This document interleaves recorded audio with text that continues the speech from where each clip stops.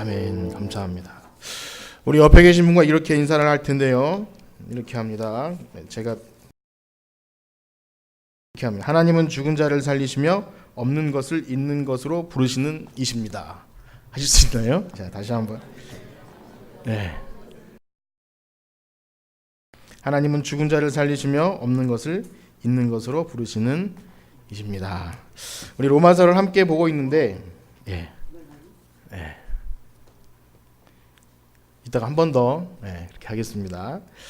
바울은 한 번도 만나보지 못한 로마 교회 성도들, 그들에게 누군가의 복음의 씨앗이 떨어져서 놀랍게 믿음이 자라고 있는 로마 교회 성도들을 향해 뜨거운 마음을 가지고 이 로마서를 집필하고 있습니다. 특별히 로마는요, 로마 황제의 박해 때문에 로마에서 예수님 믿다가 유대인들이 쫓겨납니다. 쫓겨진 유대인들을 또 시대가 지나서 또 돌아와서 있다 보니까 이방인들 교회로 중심으로 교회가 돼 있고, 유대인들이 있으니까 뿌리가 달라서 좀 신학적인 논쟁도 있고, 로마 황제의 박해는 계속되고, 그런 뭐랄까요, 갈팡질팡하고 계속 믿어야 될지 말아야 될지 이런 상황 속에 있는 로마 교회를 향해서 바울 그 자신의 온전한 그 삶을 통해서 깨닫고 역사하셨던 그 예수 그리스도의 복음을 어떻게 더 잘할 수 있을까 하고 체계적인으로 잘 전달해서 바른 믿음과 바른 삶, 그 그리스도인답게 살아가는 그런 마음을 가지고 이 로마 교회를 향해서 로마서를 쓰고 있는 거예요. 그 여정 가운데 우리는 지난주 3장까지 살펴보았습니다. 그 대략의 내용을 제가 말씀드리면 이렇습니다. 1장 1절에서 17절까지는 이러한 바울의 첫인사가 담겨 있어요. 가보길 원하지만 가지 못하고, 그러나 이 복음은 내가 복음을 부끄러워하지 아니하노니 이 복음은 모든 믿는 자들에게 구원을 주시는 하나님의 능력이 된다 하는 그런 말을 하고, 그 핵심이 그거였어요. 17절에 복음에는 하나님의 의가 나타나서 믿음으로 믿음에 이르게 하나니 그런즉 기록된 바 오직 의인은 믿음으로 말미암아 살리라 함과 같으니라. 그것이 서론이었어요. 전체 내용인데 어쨌든 예수 그리스도를 믿는 믿음으로 하나님께서 그를 의롭다 인정해 주신다, 이렇게 얘기하고, 그래서 이제 하나님의 의, 그다음에 예수 그리스도를 믿는 믿음이 무엇인지를 쭉 얘기하면 좋겠는데, 우리가 살펴본 바와 같이 굉장히 많은 그 장을 할애하면서 무엇을 하냐면 인간의 현재 상황을 미리 얘기합니다. 인간의 현재 상황은 뭐죠? 죄인이죠. 죄인. 모든 사람이 죄를 범하였음에 하나님의 영광에 이르지 못한다는 내용을 조금 듣기 싫은 것 같아요. 우리에게도 지금 여기 모인 여러분들이나 전도할 때 당신 죄인이에요, 하나님의 진노를 피해갈 수 없어요, 그 말을 한다는 것이 부담되죠. 말하는 사람도 듣는 사람도 싫어요. 그러나 복음이 복음되기 위해서 이 과정이 꼭 필요하다고 말씀드렸어요. 바울도 그 과정을 통해서 율법이 있는 사람이나 율법이 없는 사람이나, 율법이 아예 없던 사람이나, 아니면 율법을 잊고 나는 이 율법을 지킴으로 을 얻을 수 있다고 생각했던 사람이나 없이 다 그냥 몇 명 제외함도 아니고 어느 정도 죄인도 아니고 온전히 100% 죄인이라는 것. 그래서 하나님의 진노를 누구도 피해갈 수 없다. 그것이 1장 18절에서부터 3장 20절까지 그렇게 진술이에요. 그러나 이런 듣기 싫은 말씀, 그래서 완전히 인간이 좌절하고 절망해서 그럼 이제 어떡합니까 하는 이런 상태에 이르렀을 때 복음이 다시 한번 전해져요. 그래서 3장 21절 말씀을 한번 같이 읽어보겠습니다. 3장 21절 22절 말씀입니다. 시작. 이제는 율법에 하나님의 한 의가 나타났으니 율법과 선지자들에게 증거를 받은 것이라. 곧 예수 그리스도를 믿음으로 말미암아 모든 믿는 자에게 미치는 하나님의 의니 차별이 없느니라. 아멘. 말씀드린 대로 진짜 죄인임을 인정하는 사람은 여기서 이제는, 그러나 이제는 율법 외에, 율법 필요 없고 하나님의 의, 곧 예수 그리스도를 믿는 믿음으로 말미암아 하나님의 의가 그 사람에게 그냥 이렇게 미친다, 칭의가 된다. 그러면 그냥 할렐루야인 거예요. 너무 감사하고 기쁜 거죠. 그래서 이제 그렇게 말을 하고 4장으로 이어지면요, 이렇게 행위가 아닌 믿음으로 의롭다 인정받은 사람, 그 대표적인 사람 아브라함 이야기를 이제 바울이 합니다.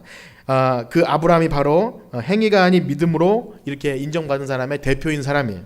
근데 제가 지금 말씀드린 대로 아브라함 이야기를 이제 듣게 될 텐데, 제가 왜 앞에 내용을 잠시 여러분들에게 말씀드렸냐면 이 흐름을 여러분들이 이렇게 가지시고 들으셔야 합니다. 왜냐하면 아브라함 얘기를 듣다 보면 갑자기 왜 아브라함 얘기가 나왔을까 이렇게 되기도 하고, 만약에 이 흐름이 끊기고 다시 아브라함에게 집중하게 되면, 이따 말씀드리겠지만 아브라함의 믿음을 본받으면 되겠구나. 뭐 본받지 말라는 것이 아니라 그것이 전부인 것처럼 여겨지면 또 그것이 오류가 됩니다. 그래서 오늘 우리 말씀을 이렇게 드리면서 이 흐름을 놓치지 마세요.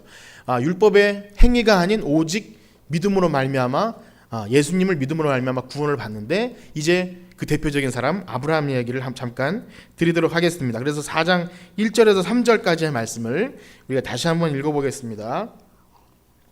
로마서 4장 1절에서 3절 시작. 그런즉 육신으로 우리 조상인 아브라함이 무엇을 얻었다 하리요? 만일 아브라함이 행위로서 의롭다 하심을 받았으면 자랑할 것이 있으려니와 하나님 앞에서는 없느니라. 성경이 무엇을 말하느냐? 아브라함이 하나님을 믿음에 그것이 그에게 의로 여겨진 바 되었느니라. 아멘. 우리가 너무나 잘 아는 말씀이죠. 아브라함은 이제 율법으로 의를 얻을 수 있다고 말한 그 유대인들에게는 정말 어마어마한 존재예요. 아브라함의 후손이 된다는 것은 그냥 뭐 우리 할아버지가 누구였다 정도가 아니라 하나님의 백성이 되는 혈통의, 육신의 혈통의 이 계보인 것입니다. 그래서 그들은 이 아브라함의 자손이 된다는 것에 엄청난 자부심을 갖고 있죠. 자, 그래서 아브라함 이야기를 바울이 굳이 꺼내서 너희 조상 아브라함도 믿음으로 구원을 받았다, 이 얘기를 하는 것이 그냥 아브라함을 대단하게 생각했기 때문이라고 그렇게 생각할 수도 있어요. 그러나 이제부터 말씀드리겠지만 이 아브라함이 믿음의 조상이 되었다는 것, 그것이 그저 대표적인 어떤 한 사람을 예로 든 것에 불과한 것이 아니라 이렇습니다. 하나님께서 일하시는 방식, 인간을 의롭다 하시고 또 인정하고 그것이 구약시대나 신약시대나 지금이나 동일하다는 거예요. 구약시대에는 율법으로 했던 것이 아니고, 구약시대는 어떤 다른 방법이 아니라 그때나 또 바울이 말씀을 전하는 지금 그때나 또 우리가 설교 말씀을 듣는 지금이나 여전히 동일하게 하나님은 믿음으로 의롭다 하신다는 거예요. 그것의 대표적인 인물이 이 아브라함이에요.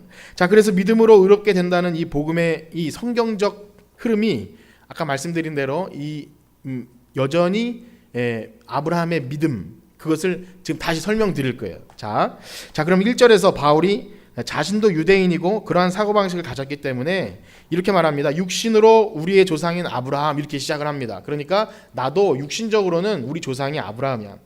자, 그리고 이어서 아브라함 역시 행함이 아닌 믿음이 그의 의로 여겨졌음을 말하고 그렇게 말하면서 아브라함이 믿음으로 구원을 받았다, 이렇게 얘기를 해요. 우리가 이제 그것을 어렵게 받아들일 수 있어요. 그런데 한번 생각해 봅시다. 낯설게 한번 생각해 보면, 여러분 정말 아브라함이 믿음으로 의롭게 된 것이 맞습니까? 정말 아브라함이 믿음으로 의롭게 된 것일까요? 그 믿음이, 제가 말씀드리고자 하는 바는 우리가 생각하는 믿음이에요. 우리가 생각하는 믿음. 왜냐하면 우리가 가끔씩 교회 성경 언어에서 믿음, 은혜, 구원 이런 걸 생각할 때 우리식으로 생각할 때가 많아요. 우리식으로 믿음. 그래서 세상에서 사람들이 저 사람 참 믿음이 있어, 혹은 난 널 믿어 할 때 그 정도 믿음. 사랑하면 아직 사랑에 대해 잘 모르는 그런 어린애들이 사랑해요 라고 말할 때 그 사랑이 물론 순수하지만 하나님이 제시하는 성경적인 사랑, 또 믿음도 성경에서 말하는 믿음과 좀 동상이몽일 수 있다는 거예요. 그런 관점에서 과연 아브라함이 우리가 생각하는 그런 믿음의 사람이었냐, 이렇게 말씀드리는 거예요. 그래서 구약 성경에서 아브라함의 등장은 창세기 12장에 나오는데, 그냥 잘 살고 있던 사람 아브라함께 하나님께서 그냥 나타나셔서 이렇게 말씀하십니다. 고향 친척 아비집을, 옛날 성경엔 본토 친척 아비집을 떠나서 내가 보여줄 땅으로 가라 그래요. 그냥 뭐 어떤 땅이라고 말씀도 안 하시고 그냥 보여줄 땅으로 가래요.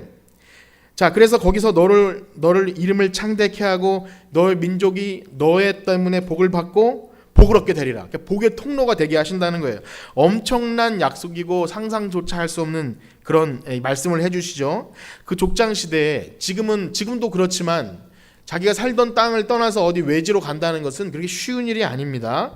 자, 그런데 그것을 선뜻 받아들이면서 이렇게 받아들일 수 없는데 아브라함이 그렇게 한다는 거예요. 창세기 12장 4절 말씀을 한번 같이 읽어보겠습니다. 창세기 12장 4절 시작. 이에 아브라함이 여호와의 말씀을 따라갔고 롯도 그와 함께 갔으며 아브라함이 하란을 떠날 때 75세였더라. 아멘. 여기서 여호와의 말씀을 따라갔고, 믿음이죠. 아브라함이 여호와의 말씀을 따라간 거예요. 그런데 이것이 사실은 이제 너를 통해서 복의 근원이 되고 많은 민족을 주겠다 이렇게 약속했지만 이것이 이 부름에 응답한 아브라함의 출발점이 복의 출발점이 아니고 사실은 세상적으로 말하면 인생이 꼬인 거예요. 인생이 꼬인 거예요.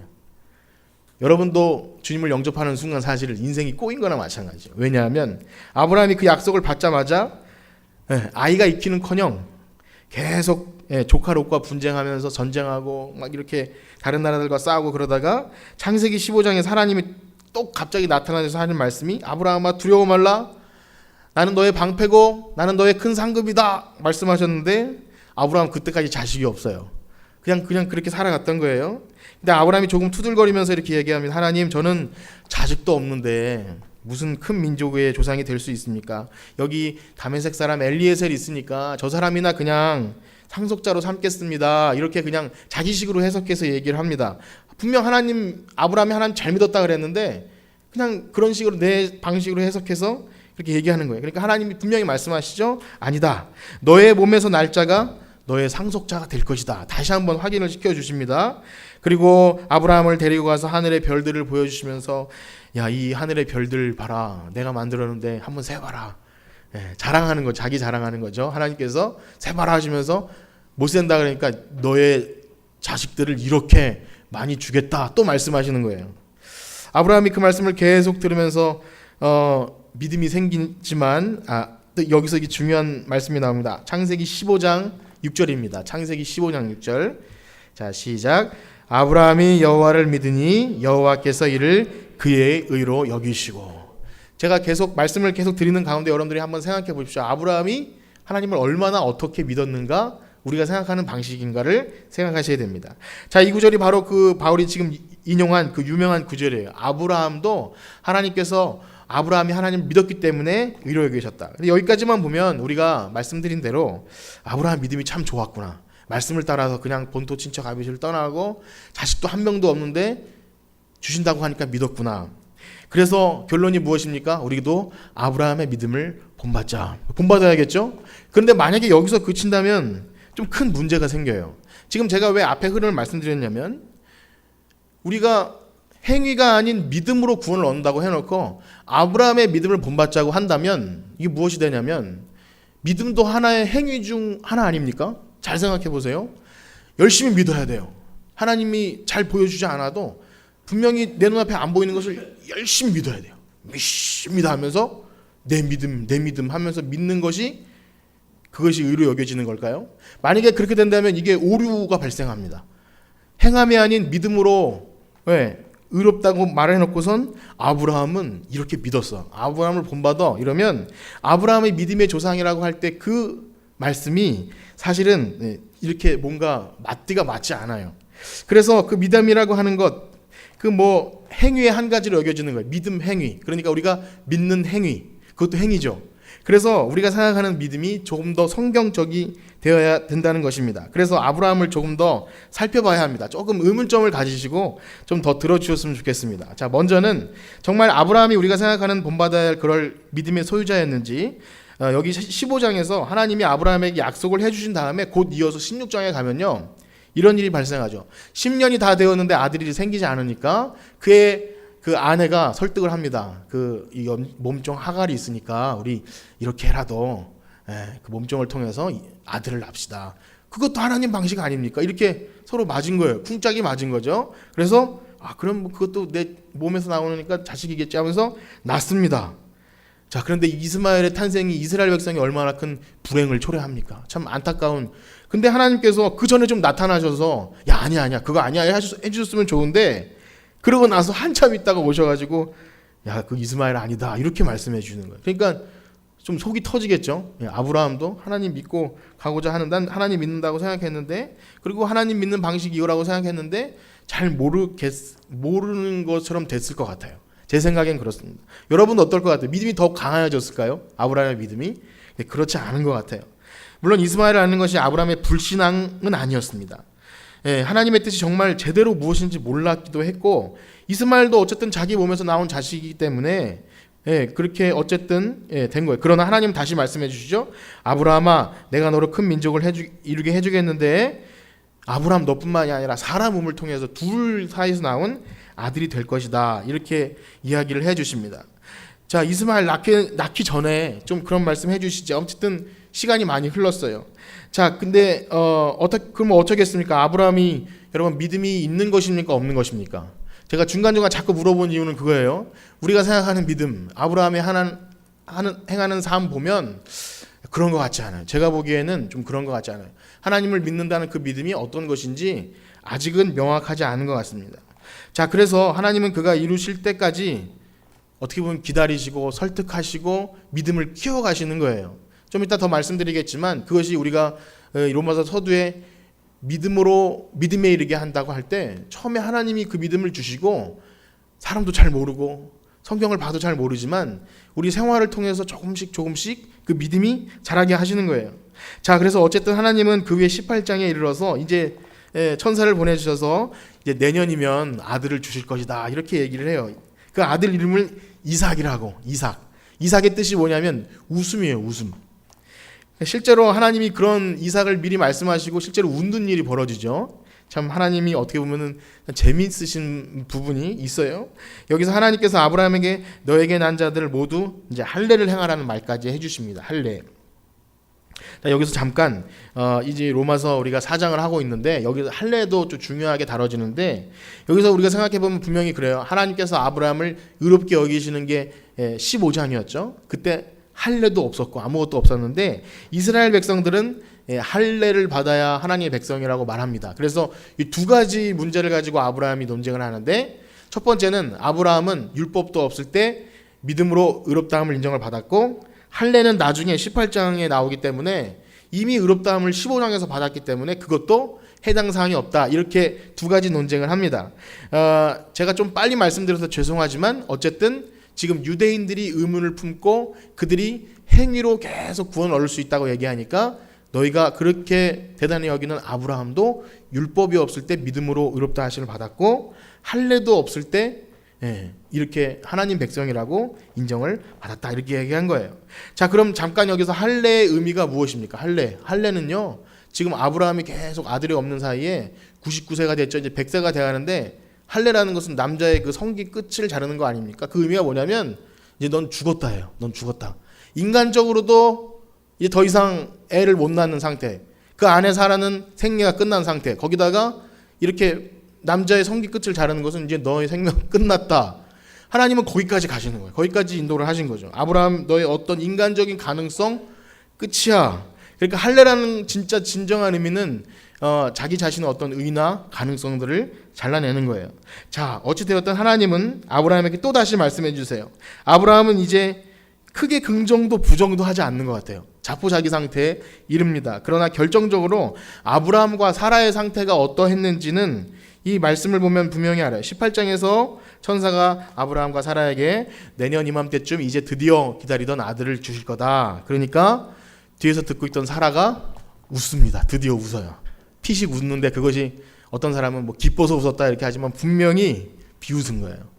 하나님께서 우리 다 늙어 빠진 노인네들에게 무슨 아들을 주시겠어. 근데 하나님께서 그것을 사라에게 묻지 않고 아브라함에게 아브라함아, 이렇게 창세기를 다 읽을 수 없지만 네 아내가 웃었다. 그래서 아내가 나타나서 제가 웃은 게 아닙니다. 아니야, 넌 웃었어. 그걸 분명히 강조하는 거예요. 그러나 여러분, 하나님은 사람은 웃었지만 비웃음 같고 허탄한 웃음 같지만 아브라함 100세가 될 때 아들을 주십니까? 안 주십니까? 네, 주셨죠. 그래서 그것을 이삭이라고 하면서 그 웃음을 기쁨과 영광의 웃음으로 바꿔주신 하나님이신 줄 믿습니다. 네, 사람은 비웃어. 사람은 믿음이 있다고 하면서 실망하고 가끔씩은 하나님이 그러시겠어? 그렇지만 하나님은 끝내 그것을 그 허탄한 웃음을 기쁨의 웃음으로 바꿔주신다는 거예요. 조금씩 여러분들 이렇게 믿음에 대해서, 믿음은 한 측면만 바라볼 수가 없거든요. 믿으면 구원했을 때 그 믿음이 무엇인지를 성경 속에서 다양하게 봐야 되는데 아브라함의 믿음을 그렇게 하나님께서 성장시켜 나가신다는 거예요. 그래서 이스마엘을 낳고 웃었던 아브라함의 믿음에 대해서 바울은 참 이상하게 이렇게 기록을 합니다. 우리가 로마서 말씀으로 다시 돌아가서 4장 18절에서 22절까지를 한번 읽어보겠습니다. 로마서 4장 18절에서 22절. 네, 시작. 아브라함이 바랄 수 없는 중에 바라고 믿었으니 이는 내 후손이 이와 같으리라 하신 말씀대로 많은 민족의 조상이 되게 하려 하심이라.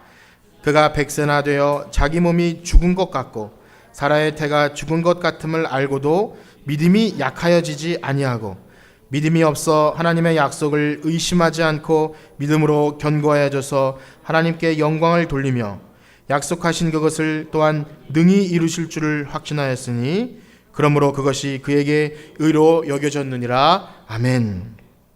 그러면 아멘이 되시죠? 그러나 조금 이상하지 않습니까? 아니 뭐 이스마엘도 낳고 중간에 웃기도 하고 시간이 오래 지나니까 막 그 아들을 진짜 기다렸는지 안 기다렸는지 그냥 그런 아브라함에게 아브라함은 믿음이 약하여 약하지 않고 믿음이 없어 의심하지 않고 견고해서 하나님께 영광을 돌렸다 그러니까 조금 바울이 억지를 쓰는 것 같아요. 아브라함에 대해서 그렇게 확신이 없으면서 아브라함은 믿은 게 맞아 그렇게 억지를 쓰는 것 같아요. 어떻게 보면 거짓말이라고도 할 수 있어요. 아브라함이 정말 그런 믿음을 가진 건가? 근데 만약에 그것을 그냥 우리도 그냥 받아들이고 그래 아브라함의 믿음을 본받아야 돼. 어쨌든 아브라함은 믿은 게 확실해. 이렇게 하면은 굉장히 문제가 생깁니다. 그래서 이건 난제입니다. 난제. 아브라함은 그랬는데 그리고 분명히 성경 속에 많은 인물들은 그들의 행위나 그들이 정말 믿음이 많아서 뭐 아브라함 뭐 밑에 뭐 모세 뭐 아니면 뭐 요셉 다윗 누구도 그들의 삶을 통해서 그들을 본받아서 믿음이 생긴다 이런 논리는 없어요. 성경은 오로지 하나님의 의와 하나님의 의를 믿는 거예요. 자, 그래서 이것들에 대해 많은 논쟁이 있고 많은 주석들이 있지만 사실은 사도 바울은 거짓말하고 있는 게 아닙니다. 어차피 여러분 이거 잘 들으세요. 아브라함의 믿음도 여러분 아브라함의 것이 아니었어요. 처음부터.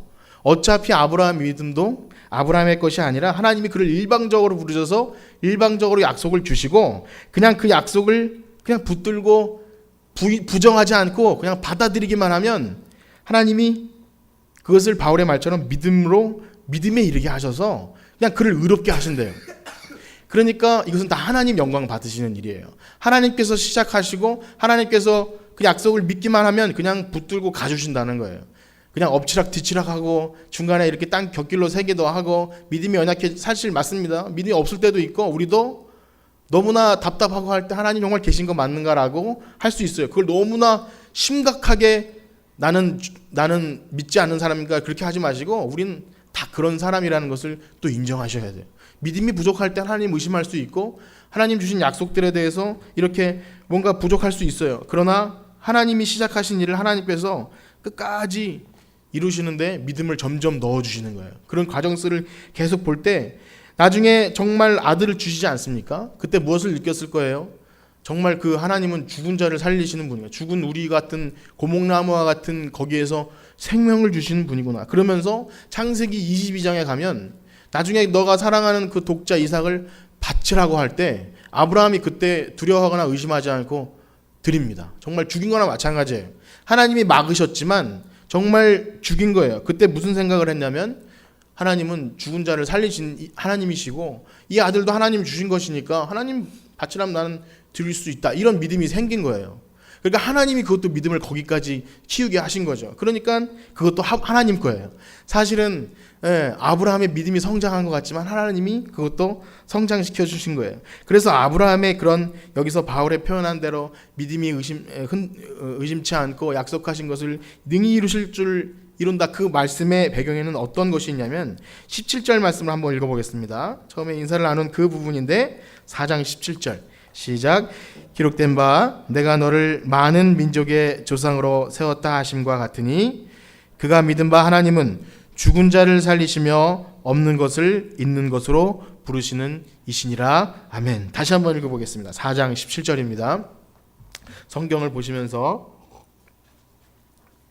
자, 시작. 기록된 바 내가 너를 많은 민족의 조상으로 세웠다 하심과 같으니 그가 믿은 바 하나님은 죽은 자를 살리시며 없는 것을 있는 것으로 부르시는 이시니라. 아멘. 그렇습니다. 아브라함이 갖게 된 결국에 그 믿음은 하나님은 죽은 자를 살리시는 부활의 능력이 있으신 그 하나님이라는 것을 결국 믿게 되는 거예요. 자신의 인생에 자신과 같은 그런 다 끝난 인생을 찾아오셔서 사실은 아브라함 처음 하나님이 부르실 때도 워낙 늙어서 사실은 그 아들 기대하지 않고 아브라함하고 사라하고 즐겁게 아마 살기를 바랬을 거예요. 그런데 하나님이 일방적으로 찾아오셨죠. 거기서 그냥 한 명도 아니고 많은 민족을 주시겠다고. 그러니까 그게 아브라함 편에서 참 감사하고 은혜였던 거예요. 그래서 붙들었죠. 붙들긴 붙들었는데 얼마나 그 삶이 고됩니까? 주신다고 하긴 하셨는데 주시진 않고 이렇게 내가 한 것 잘못했다고 그렇게 하시니까. 그런데 나중에 이삭을 받아보니까 하나님은 죽은 자를 살리시는 그런 분이시구나. 그렇게 되면서 이렇게 되는 거예요. 자기를 인도하는 하나님이 어떤 신실한 하나님이시라는 것을 온 인격으로, 온 삶으로 체험하게 되는 것입니다. 그래서 우리가 생각하는 그 믿음이라는 것이 그저 우리가 예수 그리스도의 십자가를 믿어, 구원을 믿어, 구원의 확신이 있어? 네, 있습니다. 그래서 그냥 거기에 끝나는 것이 아니라는 거예요. 너 구원의 확신이 있으면 구원 받아?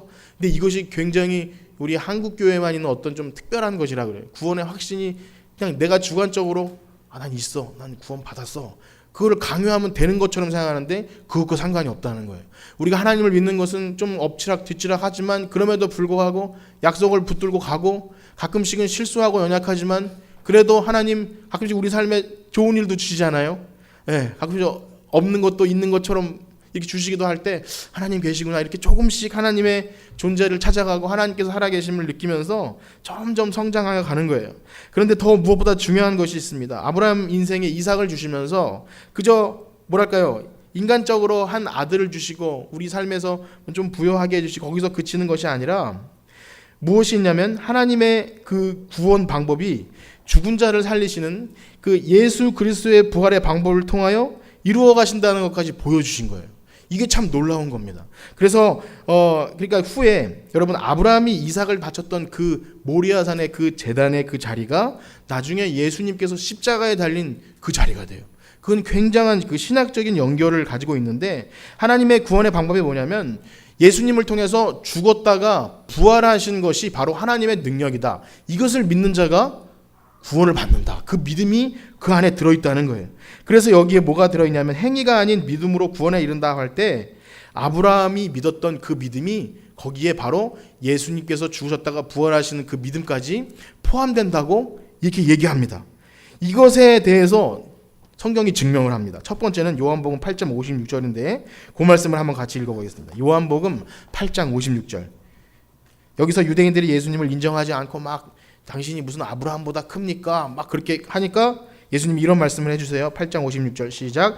너희 조상 아브라함은 나의 때 볼 것을 즐거워하다가 보고 기뻐하였느니라. 이게 뭐냐면 예수님이 아브라함이 하나님을 믿었을 때 그 믿음 속에 잘은 몰라도 예수님이 나중에 이렇게 죽으셨다가 부활하시는 그런 구원의 진리를 자기의 삶에 미리 계시하셨다는 것을 알았다는 거예요.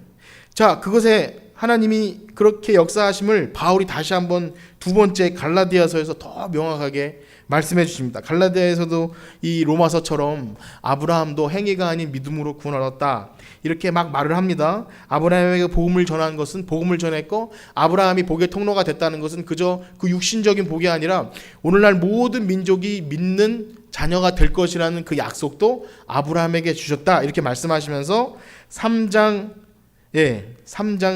16절 말씀을 한번 읽어보겠습니다. 3장 갈라디아서 3장 16절 시작. 이 약속은 아브라함과 그 자손에게 말씀하신 것인데 여럿을 가리켜 그 자손들이라 하지 아니하시고 오직 한 사람을 가리켜 내 자손이라 하셨으니 곧 그리스도라. 아멘.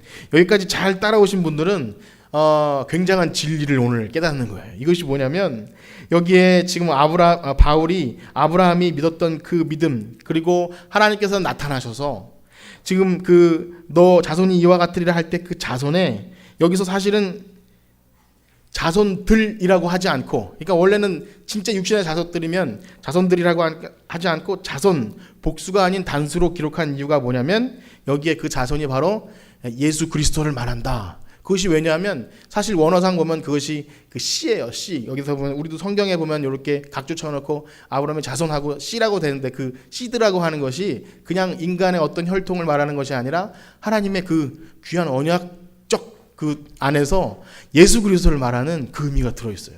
제가 좀 어렵게 말씀드린 것 같지만 이렇게 제 설명을 믿으시고 아브라함 속에 이미 예수 그리스도를 믿는 믿음을 넣어주셨다. 여러분 그렇게 믿으시면 됩니다. 그래서 그 믿음이 오늘날 우리에게까지 전파되는 거예요. 그래서 결론은 이와 같습니다. 4장 23절에서 25절 말씀을 한번 읽어보겠습니다. 4장 23절에서 25절. 자, 시작. 그에게 의로 여겨졌다 기록된 것은 아브라함만 위한 것이 아니요 의로 여기심을 받을 우리도 위함이니 곧 예수 우리 주를 죽은 자 가운데서 살리신 이를 믿는 자니라. 예수는 우리가 범죄한 것 때문에 내줌이 되고 또한 우리를 의롭다. 아멘. 그래서 아브라함이 믿음의 조상이라고 한다면 이것 때문에 믿음의 조상이에요. 그 아브라함의 삶을 통해서 믿음이 어떤 것인 것을 하나님께서 보여주는데, 그것은 아브라함의 믿음이 대단했기 때문이 아니라 하나님의 신실하신 약속을 그의 삶에 계속 투영해 주셔서 그가 처음에 하나님의 신실함을 붙든 그것이 그냥 나중에 이삭을 바치고 예수 그리스도를 믿는 믿음에까지 자라게 하셨다는 거예요. 그래서 오늘 말씀을 마치면서 이런 말씀을 드립니다. 우리의 믿음이라고 하는 것 얼마나 연약합니까? 얼마나 연약하고 흔들리고 의심하기도 하고 지금 내가 잘하고 있는 건가 갈팡질팡하기도 했고 오랜 방학 시간을 보내기도 하고, 어떤 집사님이 그런 고백을 합니다. 예전에는 나도 행위로 이렇게 교회에서 뭔가 잘함을 통해서 뭔가 하나님을 사랑한다고 표현하는 그런 삶인 줄 열심히 하다가 요즘에는 또 그것조차도 안 한대요. 그래서 이런 말씀을 드렸어요. 그것도 과정입니다. 하나님께서 그렇게 믿음을 자라나게 하실 거고 또 그렇게 사람을 만남을 통해서 인도하실 겁니다. 그러니까 그건 믿는다고, 예.